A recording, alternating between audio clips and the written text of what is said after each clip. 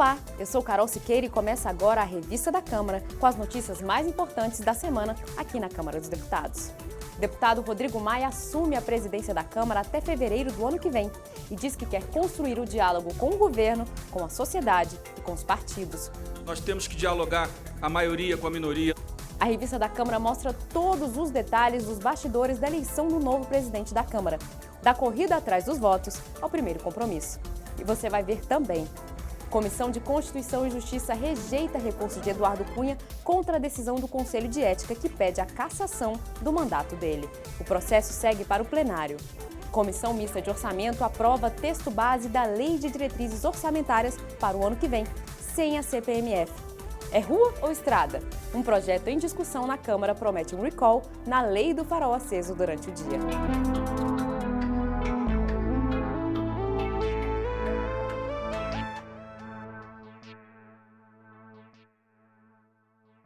O novo presidente da Câmara dos Deputados, Rodrigo Maia, do DEM do Rio de Janeiro, conseguiu votos em todas as correntes ideológicas da casa. Ao assumir a presidência, ele prometeu agendar as pautas do governo, mas também se comprometeu a dar atenção especial aos projetos de lei de autoria dos próprios deputados e à pacificação do plenário, como mostra a repórter Sandra Amaral. 285 votos deram a Rodrigo Maia a vitória. Ele recebeu o cumprimento de aliados e adversários. O novo presidente da Câmara tomou posse imediatamente após o segundo turno. Maia elogiou o adversário de segundo turno, Rogério Rosso. Rosso foi um grande adversário, é um grande amigo e é um grande parlamentar.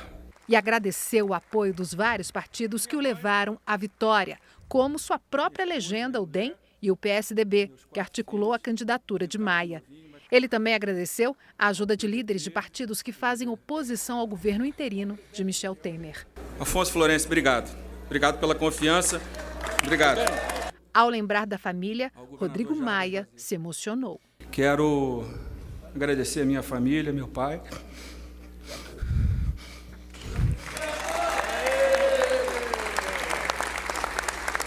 O deputado Rodrigo Maia nasceu no Chile em 1970, quando seu pai, ex-prefeito do Rio de Janeiro, César Maia, foi obrigado pela ditadura a deixar o país.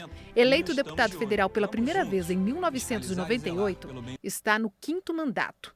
Na Câmara, atuou na oposição ao governo federal para a derrubada da CPMF, defendeu o fim do fator previdenciário, se posicionou contra a taxação dos inativos e da previdência complementar para o servidor, defendeu os 10% para a saúde e foi relator da reforma política, votada em 2015 no plenário da Câmara e que tramita no Senado.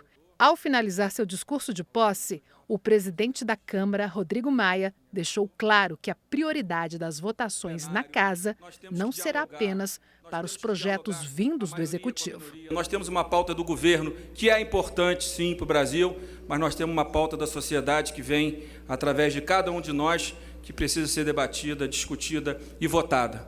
Porque não só apenas do governo que vem as boas ideias. De cada um dos nossos mandatos e de cada um dos nossos eleitores que vivem o dia a dia, certamente saem muitas boas ideias. Após encerrar a sessão da Câmara, Rodrigo Maia deu entrevista coletiva e sinalizou que vai dar agenda aos projetos do governo federal, como a dívida dos estados e a redefinição do pré-sal. Ele defendeu a rediscussão da reforma política e explicou por que obteve apoio de partidos da oposição ao governo interino de Michel Temer, como o PT, o PCdoB e o PDT. É o que eles pediram a respeito da minoria, né? Essa é um direito que tinha sido muito reduzido nos últimos meses. E eu acho que isso é legítimo. Foi por isso que eu dialoguei com os partidos de oposição e vou continuar dialogando. Nós vamos acompanhar o comportamento do deputado Rodrigo Maia, como ele vai conduzir a casa, e a nossa expectativa é que ele possa conduzir da forma mais republicana possível, garantindo a nós, do Partido dos Trabalhadores, o direito à oposição. É um jovem parlamentar, mas com boa experiência, 5 mandatos, e ao mesmo tempo alguém que sabe o peso que ele carrega a partir de agora, ou seja, ajudar o Brasil a sair dessa crise moral, dessa crise ética, dessa crise inflacionária, dessa crise de credibilidade. Rodrigo Maia venceu o Rogério Rosso, do PSD de Brasília, por 285 votos a 170. Foram 115 votos de diferença. Os dois foram para o segundo turno depois de obterem as duas maiores votações no primeiro turno. A repórter Mariana Monteiro conta como foi a disputa. Quando a sessão começou, às 5h30 da tarde, eram 14 os deputados que disputavam a presidência da Câmara. Depois do presidente interino Waldir Maranhão fazer um discurso de despedida, cada candidato teve 10 minutos para apresentar suas propostas. Eles trataram de diversos temas: conciliação, respeito às minorias, combate à corrupção, participação feminina. O deputado Rodrigo Maia foi o primeiro a falar, seguindo uma ordem definida em sorteio. No seu discurso, Gilberto Nascimento anunciou que deixava a disputa para apoiar Rogério Rosso. Enquanto um candidato discursava, os outros 13 tratavam de correr atrás de votos. E isso na base do corpo a corpo, até porque a hora da votação estava chegando. Alguns cumprimentavam possíveis eleitores, outros tentavam colar botões nos colegas e havia os que conversavam com suas bases. A votação eletrônica terminou sendo rápida. Rodrigo Maia obteve a maioria dos votos, 120. Rogério Rosso ficou em segundo lugar com 106 e Marcelo Castro recebeu 70 votos, ficando fora do segundo turno. No intervalo, os finalistas buscaram conquistar os votos distribuídos aos outros candidatos. E começou o segundo turno. O deputado Rogério Rosso chamou Rodrigo Maia para um abraço, um símbolo de que, qualquer que fosse o resultado, a Câmara estaria unida para a retomada da normalidade dos trabalhos. Feita a votação, Rodrigo Maia foi proclamado vencedor. Foram 285 votos a 170.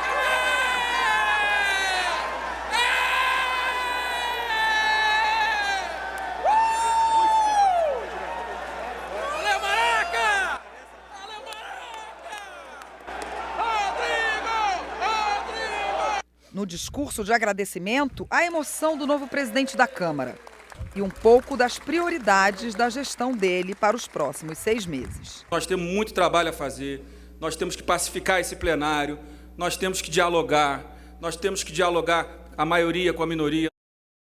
A eleição na Câmara teve o maior número de candidatos desde que o registro começou a ser feito em 1971. Até então, a eleição mais concorrida havia acontecido em 2005, após a renúncia do presidente Severino Cavalcante. Na época, a disputa foi entre 10 candidatos e o eleito foi Aldo Rebelo, em segundo turno. O repórter Thiago Ramos foi conferir os bastidores dessa super disputa e mostra todos os detalhes, da corrida atrás dos votos ao primeiro compromisso do presidente eleito. Uma só cadeira, a de presidente da Câmara, mais 18 candidatos. Pelo caminho, ficaram 5. Mesmo assim, a eleição mais concorrida da história recente do parlamento. 13 deputados na disputa. A eleição da Câmara tem uma peculiaridade. O universo todo de eleitores se resume a 512 votos. Os 512 deputados habilitados a votar. E nessa hora, o deputado eleito vira deputado eleitor. E como todo eleitor, ele também é bombardeado por propaganda política. Eu queria te convidar a fazer comigo o trajeto que a maioria dos deputados faz ao deixar o gabinete, descer pelos elevadores e seguir em direção ao plenário. Vem comigo.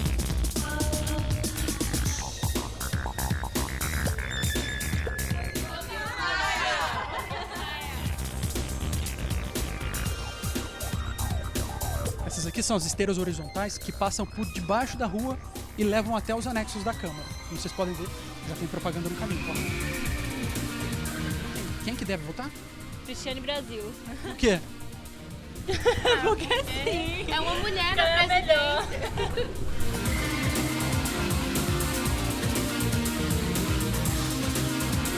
Esse aqui é o hall das comissões, onde você tem acesso ao corredor e a todos os 16 plenários das comissões. Como você pode ver, já tem um clima diferente, justamente por conta das eleições. E se a ideia era fazer marketing, eu acho que o deputado Gilberto Nascimento saiu na frente.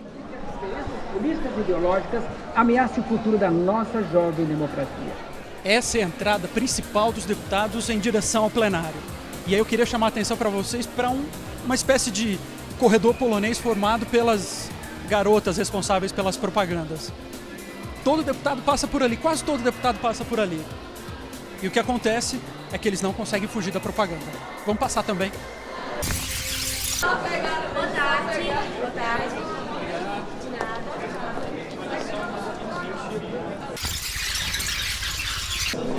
Eu também não podia ficar sem um papel na mão, né?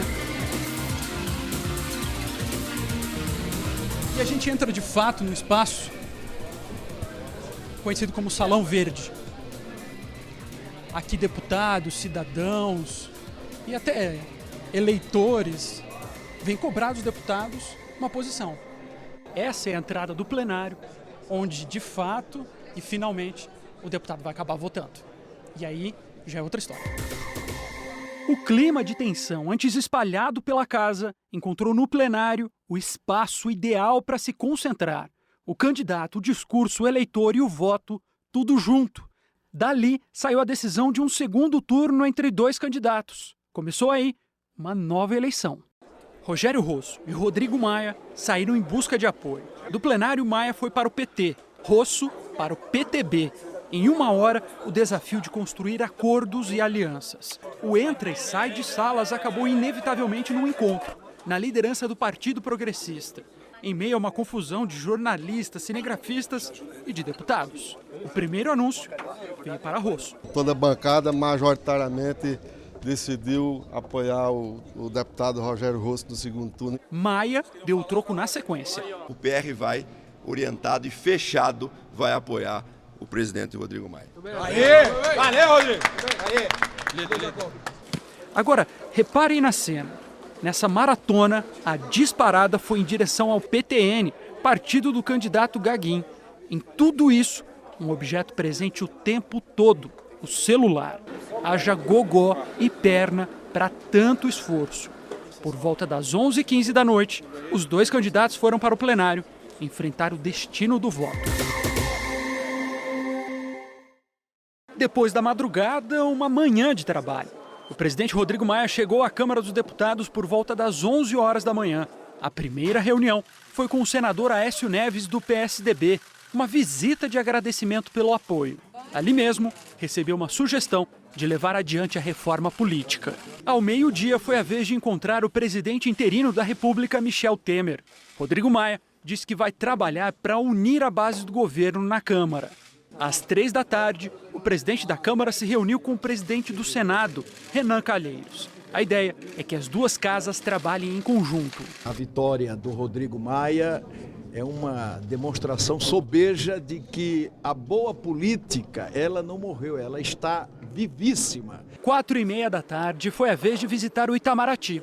O ministro das Relações Exteriores, José Serra, entregou uma lista com 4 acordos internacionais que precisam passar pelo Congresso. Esse foi só o primeiro dia de trabalho. Rodrigo Maia ainda tem pela frente outros 200, mas tem também recesso, Olimpíadas e eleições municipais que podem esvaziar a Câmara por várias semanas. O desafio aí vai ser conciliar essas diferentes necessidades. A reforma política talvez seja, fora dos temas econômicos, uma agenda urgente para que a Câmara e o Senado juntos possam debater e fazer mudanças um pouco mais profundas no sistema político eleitoral brasileiro. Você vai ver daqui a pouco na revista da Câmara. Comissão de Constituição e Justiça rejeita recurso de Eduardo Cunha e o processo que pede a cassação do mandato dele segue para o plenário. É rua ou estrada? Um projeto em discussão na Câmara promete um recall na lei do farol aceso durante o dia. É só um instante.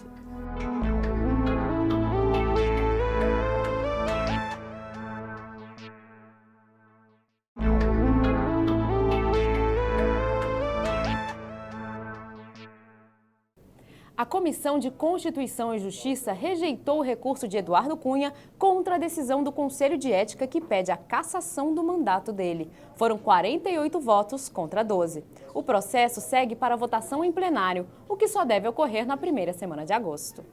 Dos 16 pontos contestados por Cunha, o relator havia aceitado apenas um, que tratou da votação nominal do parecer pelo Conselho, o que seria antirregimental. Concordo com as suas argumentações em quase todos os pontos, porém não concordo com as suas conclusões. Depois de quase 5 horas de reunião, os integrantes da CCJ decidiram por 48 votos a 12 rejeitar o relatório do deputado Ronaldo Fonseca. Com isso, o presidente da comissão escolheu o deputado Max Filho para apresentar um novo relatório que deu parecer contrário a todos os 16 itens do recurso apresentado por Cunha. Agora, o parecer do Conselho de Ética, que pede a cassação do mandato do ex-presidente, deverá ir ao plenário. Houve um indevido julgamento político no local onde isso não deveria ter acontecido. A expressão política deveria ser feita no plenário. É uma grande vitória da cidadania brasileira e um grande alívio para todos nós que lutamos desde o início por essa cassação. Afinal de contas, por muitos momentos, a gente imaginou que esse processo não fosse chegar ao plenário. Ao final da votação, o deputado Eduardo Cunha disse que deve recorrer ao Supremo Tribunal Federal antes do julgamento do processo pelo plenário. Vou ter o direito ainda de fazer muitos recursos e irei fazê-los para exercer o meu direito de defesa. Certamente o Judiciário também reconhecerá o acerto dos atos do Conselho de Ética e manterá essa decisão. A expectativa agora está no dia de votação do parecer pelo plenário, o que deve acontecer depois do recesso. Assim que voltarmos do recesso, assim que nós tivermos clareza que haverá quórum adequado para essa votação. A Comissão Mista de Orçamento aprovou o texto base da Lei de Diretrizes Orçamentárias, a LDO. A votação dos destaques ficou para agosto.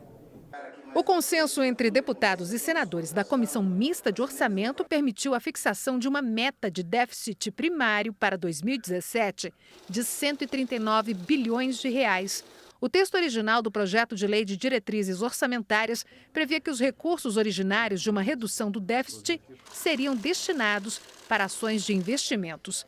Mas o relator modificou esse trecho e estabeleceu que os valores provenientes da redução do déficit primário vão ser destinados para o pagamento da dívida pública dos restos a pagar de investimentos de anos anteriores e de benefícios custeados pelo Fundo Nacional de Assistência Social. Outra alteração ao projeto de lei de diretrizes orçamentárias foi a retirada da previsão de receita da Contribuição Provisória sobre Movimentação Financeira, a CPMF. Não vamos criar novos impostos esse ano. A CPMF ela é inoportuna nesse momento porque a própria sociedade também não aceita. A Comissão Mista de Orçamento aprovou apenas o texto base da proposta de lei de diretrizes orçamentárias. Foram apresentados 243 destaques que devem ser votados somente em agosto, após o chamado recesso branco. O ministro das Cidades, Bruno Araújo, disse em audiência na Comissão de Desenvolvimento Urbano que o Minha Casa Minha Vida do governo federal não vai acabar. Segundo ele, o programa passa por algumas mudanças para se tornar mais justo e eficiente. Como metas para este ano, o ministro citou a contratação de 400 mil novas unidades, a conclusão de obras paralisadas de outras 50 mil e a estimulação de parcerias público-privadas. A Câmara aprovou a medida provisória que libera o FGTS como garantia de empréstimo consignado. Os deputados também aprovaram 2 pedidos de urgência em projetos de interesse do governo e o período de recesso branco. A repórter Paula Bittar acompanhou. O primeiro item da pauta aprovado foi requerimento assinado por vários líderes partidários para que entre 18 e 29 de julho não sejam realizadas sessões na Câmara dos Deputados. Com a aprovação do requerimento, a Casa fará o que é conhecido como recesso branco. Em seguida, os deputados votaram o pedido de urgência para o projeto de renegociação das dívidas dos estados com o governo federal. Para alongar a dívida, os estados devem adotar medidas de restrição fiscal, como corte de gastos e aumento da contribuição previdenciária dos servidores públicos. O deputado Arnaldo Faria de Sá acredita que esse ajuste fiscal penaliza os servidores e se posicionou contra a urgência do projeto. Os servidores não podem pagar a conta das burradas dos seus governadores, que assumiram dívidas que não poderiam assumir, compromissos que não poderiam assumir, e de repente hoje, para poder negociar a dívida do Estado com a União, quer transferir todo ano para os servidores. Aqui não está prejudicando em nada os servidores. Aqui está resolvendo um problema dos estados, graças à acessibilidade do governo do presidente Michel Temer.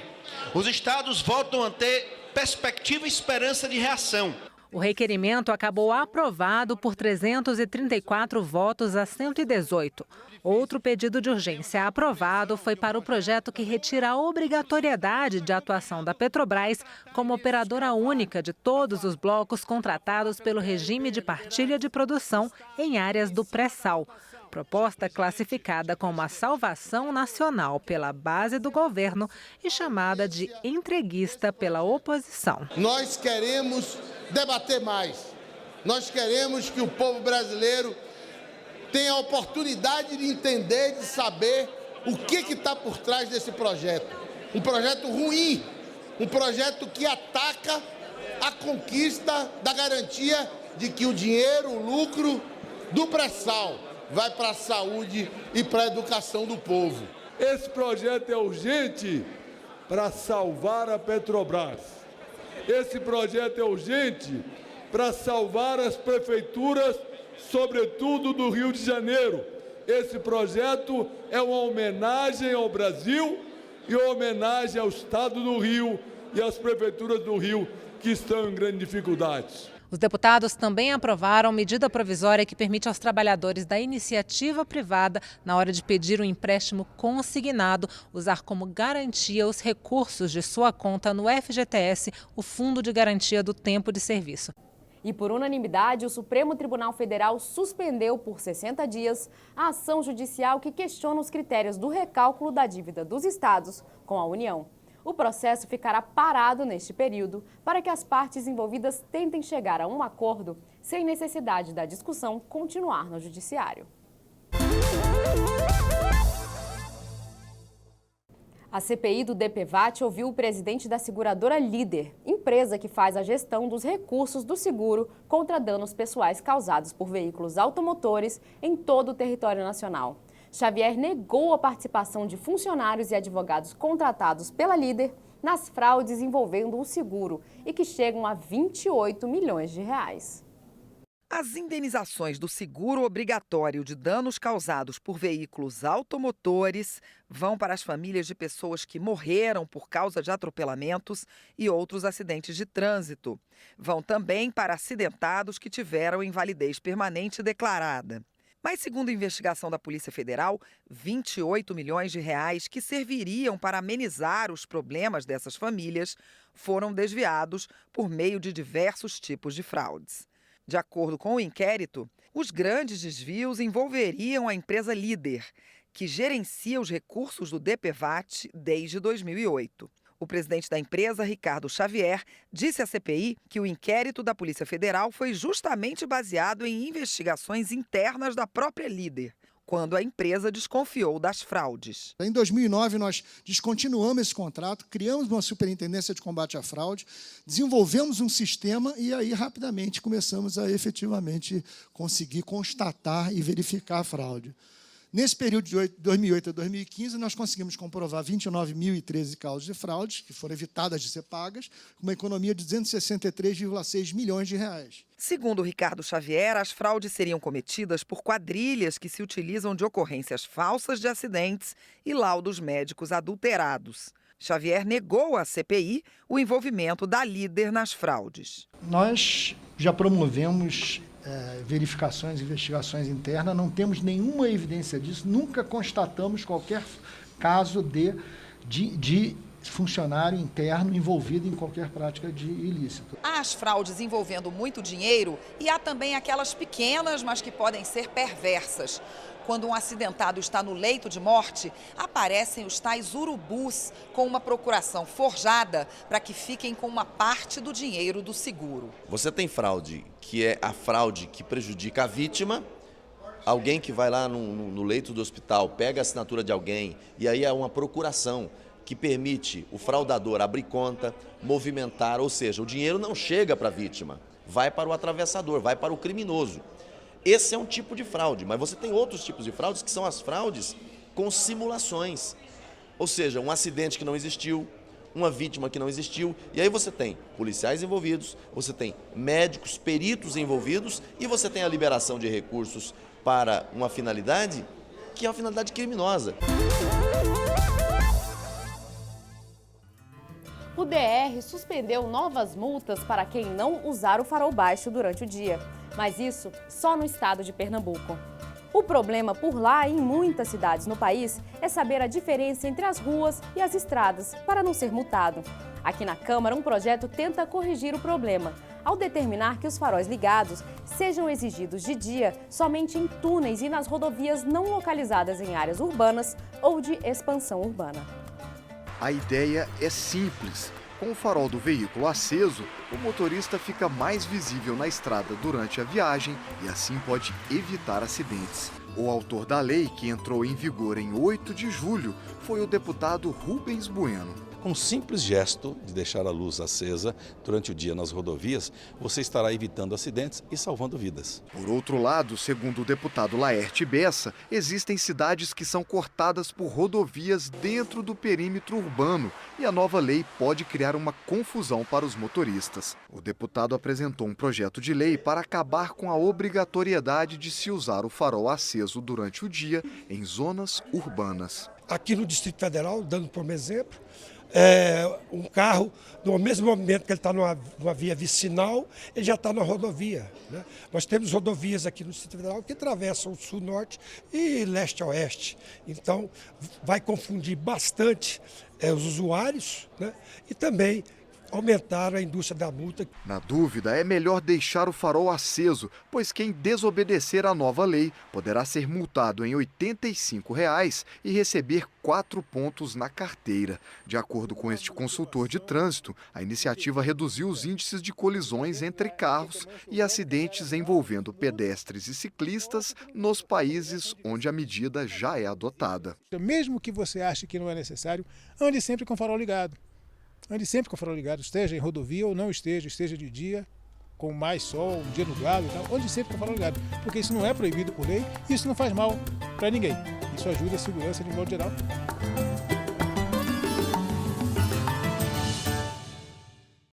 E é isso! Você pode rever a revista da Câmara na nossa programação e também pela internet. O endereço é noticias.câmara.leg.br. A revista da Câmara volta com edições inéditas após o Recesso Branco, na primeira semana de agosto. Obrigada pela companhia e até lá. Tchau!